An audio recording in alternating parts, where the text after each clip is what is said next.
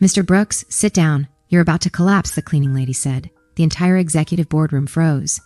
A billionaire CEO being ordered around by a janitor?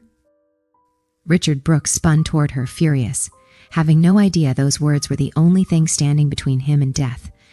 Richard Brooks, 53, owner of a $2 billion pharmaceutical empire, glared at the black woman in a cleaning uniform as if she had just insulted him in a foreign language. "Are you giving me medical advice now?" he sneered. "What's your background? Advanced cleaning?" Executives laughed nervously. Kesha Washington didn't, because a minute earlier she had watched Richard's left hand tremble violently. She'd seen the confusion in his eyes, and she recognized the pattern instantly. Progressive neurological deterioration, something dangerously wrong. "Sir, your symptoms are serious," she tried to explain. Richard cut her off. "You're a cleaning lady, not a doctor. Next time, clean in silence." The words hit hard, but not as hard as the memory they triggered. For 15 years, Kesha had been a registered nurse, until a fabricated scandal rooted in discrimination destroyed her career. But medical instincts don't disappear just because a license is taken. Kesha had watched Richard for weeks. Forgetfulness, slurred words, delayed responses, uneven pupils, signs no one else noticed or cared to. That night, she opened her laptop and began documenting everything. Not for revenge, but because saving lives was still in her blood. 3 days later, Richard was worse, but his arrogance untouched. During a board meeting, he forgot the name of a director he'd worked with for 20 years. Repeated the same question 3 times, dropped his pen because his hand couldn't grip it. Still, he insisted he was perfectly fine. That's when Kesha made a decision. If Richard wouldn't listen, someone else would.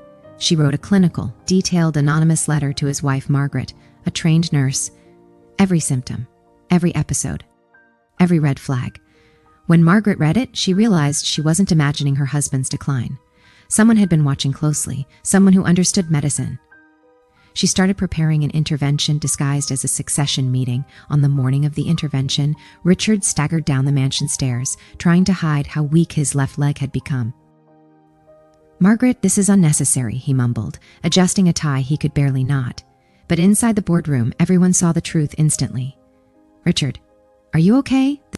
the CFO finally asked. Richard exploded. "Stop questioning me. I'm fine." He stood up to prove it and collapsed back into his chair as the left side of his face twitched uncontrollably. Slurred speech, loss of coordination, near unconsciousness, a medical emergency. Dr. Patricia Williams, an experienced neurologist invited by Margaret, took over immediately. "Possible aneurysm. Call 911. Now." While the ambulance arrived, Margaret's phone rang. The caller ID made her blink. "Kesha, the cleaner." "Mrs. Brooks." "I'm sorry to call now," Kesha said shakily. "But I've been documenting your husband's symptoms for weeks. I'm a former nurse. Everything in that letter was based on medical training." Margaret's voice broke. "You sent all of that to the board?" "Yes, ma'am. 47 pages. They ignored it. At the hospital, tests confirmed everything Kesha had predicted. A slow-bleeding brain aneurysm that could have ruptured at any moment. After emergency surgery, Richard woke up pale, weak, and terrified. "Where is the cleaning lady?" he whispered. When Kesha entered the room, Richard couldn't hold her gaze. "I humiliated you," he said, crying, "and you still saved me." "I didn't do it for you," she replied softly. "I did it because I'm a nurse. That will always be true, whether people respect it or not." News spread like wildfire. Black cleaning lady saves CEO who mocked her. The public was furious. The company's stock dropped $300 million in 3 days. 2 executives who dismissed her warnings were fired. Kesha refused interviews. She refused money. She didn't want fame. She wanted change. 6 months later, she got it.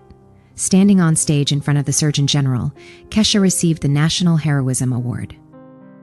"Invisibility," she said in her speech, "is not a lack of value. It's a failure of others to see it." Richard Brooks watched from the front row, still recovering, still ashamed. After the ceremony, he approached her quietly. "I will spend the rest of my life trying to deserve the second chance you gave me," Kesha smiled. "Then make sure no one else's talent gets ignored because of where they work or what they look like.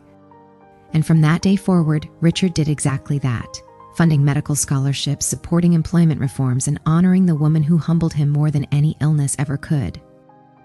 Because 2 lives were saved that day, one from a brain aneurysm and the other from lifelong arrogance.